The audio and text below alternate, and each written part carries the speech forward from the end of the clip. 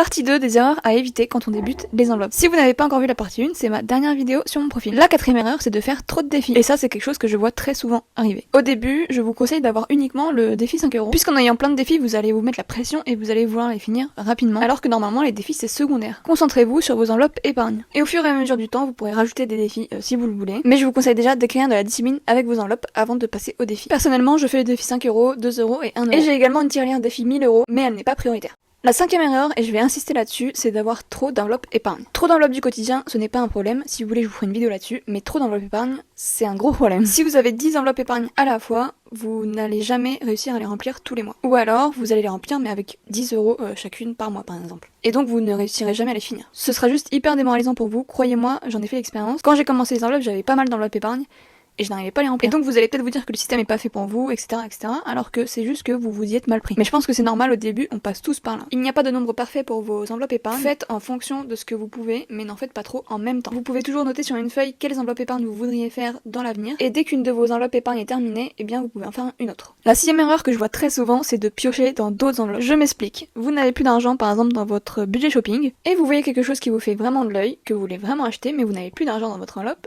Et du coup, vous allez piocher par exemple dans l'enveloppe course. C'est une très mauvaise idée et je ne pense pas devoir vous expliquer pourquoi. Si vous le faites une fois, vous allez sûrement recommencer. Donc voilà, n'hésitez pas à me dire si vous voulez une partie 3.